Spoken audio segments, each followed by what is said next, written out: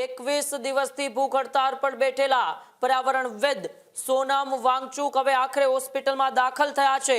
લાંબા ઉપવાસથી ડિહાઇડ્રેશન અને નબળાઈની અસર છે તે સોનમ વાંગચુકને થઈ છે। દિલ્હીના જંતર મંતર મેદાનની બહાર પોલીસે પોતાની ફોર્સ વધારી, સીઆરપીએફ પહોંચી અને અચાનક જ કેટલાક પોલીસના જવાનોએ જંતર મંતર ઉપર આવે છે। આ દરમિયાન મંચ ઉપર કોઈ પણ મોટા આગેવાનો પણ ન હતા। અભિજીત દીપકે પણ ત્યાં હાજર ન હતા અને દરમિયાન આ ઘટના બને છે। જો કે 20 તારીખના રોજ સોનમ વાંગચુકે સંસદ કૂચ કરવા માટેની તૈયારી પણ દર્શાવી હતી અને એ આહવાનની વચ્ચે આ ઘટના બની, જે ઘટના બનતાની સાથે જ હવે મેડિકલ બુલેટિન જાહેર કરવામાં આવ્યું છે।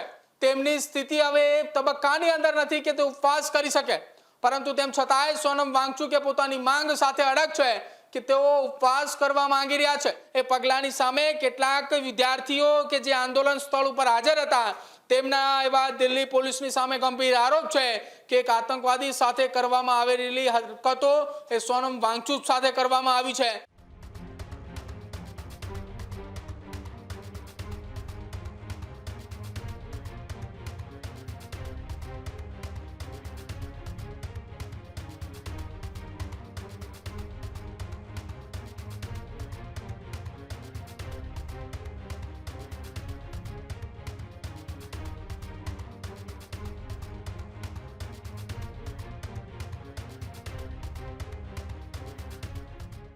એકવીસ દિવસથી ભૂખ હડતાળ પર બેઠેલા પર્યાવરણવિદ સોનમ વાંગચુક હવે આખરે હોસ્પિટલમાં દાખલ થયા છે।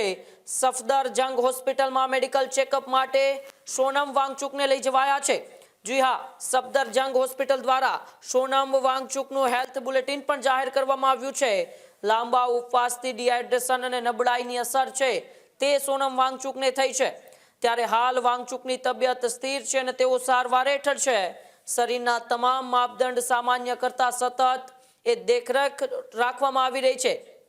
જંતર મંતર પરથી પોલીસે સોનમ વાંગચુકને હોસ્પિટલ ખાતે ખસેડ્યા। પ્રદર્શનકારીઓના વિરોધ વચ્ચે પોલીસે આ કાર્યવાહી કરી। પેપર લીક કેસની તપાસની માંગ સાથે છેલ્લા 21 દિવસથી સોનમ વાંગચુક છે તેઓ જંતર મંતર મેદાન ઉપર ભૂખ હડતાળ પર બેઠા હતા। શિક્ષણ મંત્રી ધર્મેન્દ્ર પ્રધાનના રાજીનામાની માંગ સાથે સોનમ વાંગચુક છે તે જંતર મંતર ખાતે ભૂખ હડતાળ પર હતા।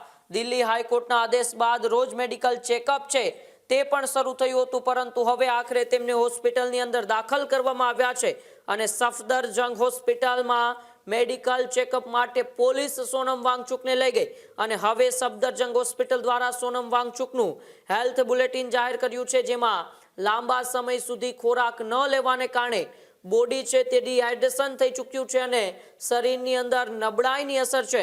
ત્યારે હાલ સોનમ વાંગચુક છે તેમની તબિયત સ્થિર છે અને તેઓની એ સારવાર ચાલી રહી છે। સતત તેમની ઉપર દેખરેખ રાખવામાં આવી રહી છે। પ્રદીપ મારી સાથે જોડાયેલા છે। પ્રદીપ, ધર્મેન્દ્ર પ્રધાન જેઓ દેશના શિક્ષણ મંત્રી છે તેઓના રાજીનામાની માંગ સાથે પર્યાવરણવિદ સોનમ વાંગચુક જંતર મંતર મેદાન ઉપર છેલ્લા 21 દિવસથી ભૂખ હડતાળ ઉપર હતા અને આજે સવારે પોલીસે તેમને હોસ્પિટલ ખાતે ખસેડ્યા છે।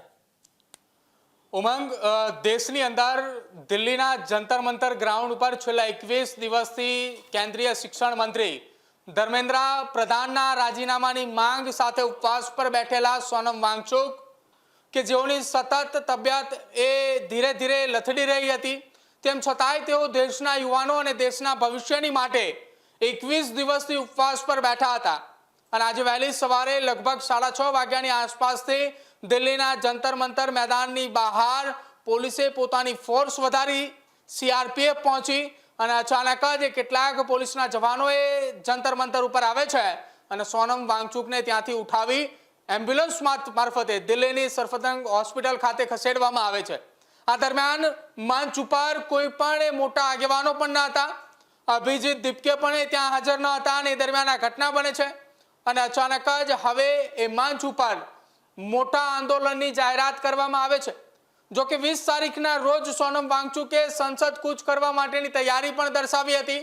તેમના સમર્થનની અંદર દેશભરના જેટલા પણ નેતાઓ હોય, સ્ટુડન્ટો હોય, તેમને 20 તારીખે જંતર મંતર ખાતે પહોંચવા માટેનું આહવાન કરાયું હતું અને એ આહવાનની વચ્ચે આ ઘટના બની, જે ઘટના બનતાની સાથે જ હવે એક મેડિકલ બુલેટિન જાહેર કરવામાં આવ્યું છે, જે હોસ્પિટલ ખાતે ખસેડવામાં આવ્યા છે સોનમ વાંગચુકને, ત્યાંથી મેડિકલ બુલેટિનની અંદર સ્પષ્ટ વાત કરવામાં આવી છે કે 21 દિવસના ઉપવાસ બાદ તેમના શરીરની અંદર પાણીનું લેવલ ઘટી ચૂક્યું છે.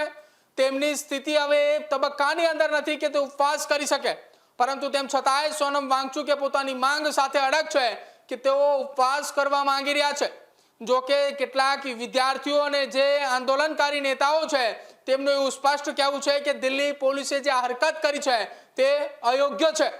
દિલ્હી હાઈકોર્ટે તેમને ત્યાં સુધીની વાત કરવામાં આવી હતી કે સોનમ વાંગચુકની સ્થિતિ ઉપર દેખરેખ રાખવાની, તેમને સારવાર આપવાની વાત કરવામાં આવી હતી, પરંતુ હવે જે પગલું ભરવામાં આવ્યું છે એ પગલાંની સામે કેટલાક વિદ્યાર્થીઓ કે જે આંદોલન સ્થળ ઉપર હાજર હતા તેમના એવા દિલ્હી પોલીસની સામે ગંભીર આરોપ છે કે એક આતંકવાદી સાથે કરવામાં આવેલી હરકતો એ સોનમ વાંગચુક સાથે કરવામાં આવી છે, જ્યાં તેમને બળજબરીપૂર્વક ઉઠાવી લઈ જવામાં આવ્યા અને તેમની મંજૂરી વગર જ તેમની સારવાર હાથ ધરવામાં આવી છે.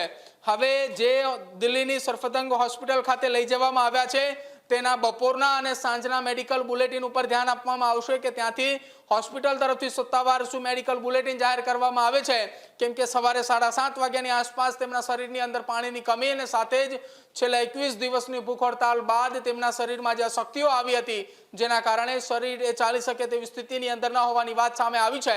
હવે બપોરના સમયનું અને સાંજના સમયનું મેડિકલ બુલેટિન શું સામે આવે છે તેના ઉપર નજર રહેશે. ઉમંગ, ખેડૂત ભાઈઓ છે ખેતરમાં ડ્રોન ઉડાવતા હોય છે ત્યારે આપણે એક પ્રશ્ન સતાવતો હોય છે કે જે આપણે અત્યાર સુધી જીપીએસ ટેકનોલોજી વાળા ડ્રોન વાપર્યા છે, જેથી કરીને મોબાઈલ ટાવર છે અથવા તો હાઈ ટેન્શન લાઈન પસાર થતી હોય, કોઈ વૃક્ષો હોય, ત્યારે જે જીપીએસ ટેકનોલોજી વાળા ડ્રોન છે એમાં ટકરાય અને ટ્રેસ થાય છે. પણ એગ્રીવન લાવ્યું છે GNSS ટેકનોલોજી ડ્રોન, જેથી કરીને એ ડ્રોન છે એ કોઈ જગ્યાએ ટકરાય નહીં, પોતાની રીતે જ ડિસિઝન લે છે અને મૂવ થઈ જાય છે, જેથી કરીને GNSS ટેકનોલોજી ડ્રોન છે એ વાપરવાનો આગ્રહ રાખો.